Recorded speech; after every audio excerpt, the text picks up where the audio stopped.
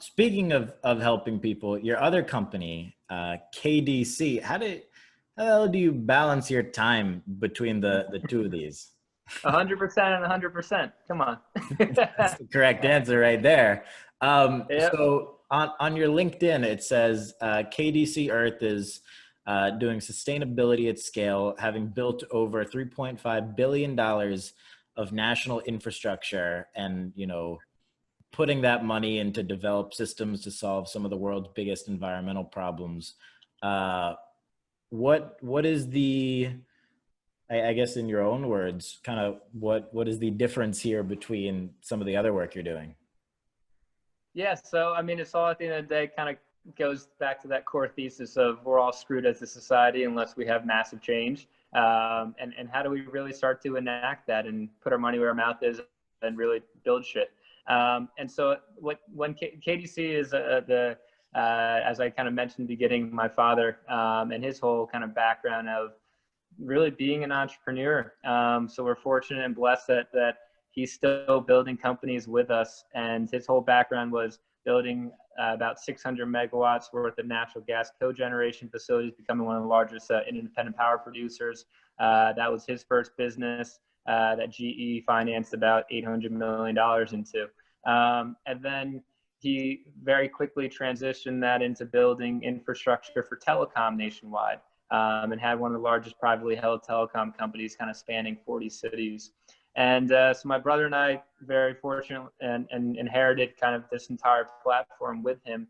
And we sat down and said, okay, how do we focus on to sustainable technologies that we can help get to scale, get to that infrastructure level to really make the systematic change across society that we all know that we need to get to.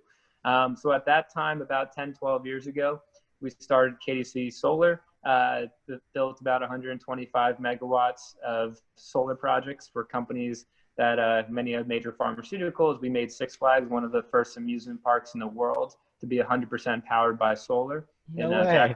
Yeah, it's pretty cool. And then about 5 years ago, solar was great. It got down the cost curve, and all of a sudden everyone's accepting it, loving it, embracing it, recognizing, okay, this is actually affordable and accessible to everyone. And we said, great, kind of our time there is done. Let's now focus and go find scientists, technologists, agronomists, chemists, scientists working on world-changing ideas at the lab scale or at their university or in the pilot kind of facilities, yet that had no idea how to get them from the lab scale to that large scale infrastructure level to scale nationwide or worldwide to truly realize the impact of what they were working on. And so us being kind of, we have a good mixture of a bunch of engineers and finance kind of people and people that really build businesses. There is that core focus of my dad walking through the back door as of installing boiler rooms to now, okay, how do we now build infrastructure? It's a very unique combination.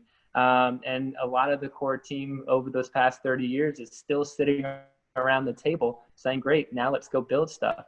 So what are we doing? We're really focused. So we launched KDC Earth, and we're scaling a nationwide food waste platform where we take about 200 tons of the food leftovers from supermarkets after we can donate as much as we can to local food banks, because that's the maximum usage of food.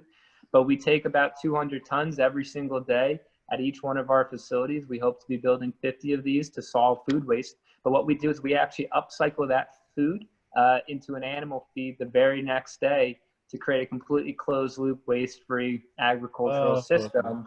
But at a massive level where we can work with some of the largest retailers and some of the largest growers and really create a better, more sustainable, healthier entire food system for as many people as possible. So that, where would that food be going otherwise? Just into like the ocean or the waste or wherever the heck they put it? Into landfills. So the U.S. throws away, listen to this, throws away 40% of all the food that we grow. It is, if food waste was a country, it would be the third largest greenhouse gas emitter, the U.S.-China food waste. It's close to 60 million tons. You said that's just the U.S.? Yeah. Oh my God. Have Yeah. other countries figured this out better than us, or is it? There are some countries that are, but the scale of what the U.S. operates on is just so immense, and we're all so used to. If you think about what our food system is, right? Whether you're going to Whole Foods, whether you're going to Walmart, no matter any time throughout the year, no matter the season, you can get whatever you want at all times, right? Pretty There crazy. is no season. There's no seasonality. There's no understanding of where that food's really coming from unless you're really shopping at the farmer's market. And so that entire disconnect is now just the reality of where we are in. And you have literally, if you can imagine, you buy 5 grocery bags and 2 of them you just throw away right when you buy them. That's the reality of what the US currently does. And most of that goes to landfills, where then it creates more methane gases, which are obviously a much more potent greenhouse gas than CO2. So this entire system, let alone think about all the farmers, energy, fertilizers, water that went into creating that food, that's now just getting thrown into the landfill where it creates more greenhouse gases. This is an entire system that we as society and with our technology and infrastructure can actually solve over the next 3 to 5 years. By 2025, we can actually become relatively waste-free from supermarkets, so long as we upcycle this into an animal feed. They're used to eating exactly, when we used to grow up on farms in the 18th and 19th century, we used to take our leftovers and feed it to our chickens, pigs, and pets out back. And they Right. grew healthy, they grew better, and it was a closed loop system. And we as humans recognized that was the best maximum usage of that food was to feed our animals. It was easy. Well, now we're just doing so on a Especially large if you're scale. gonna eat them anyways. Exactly.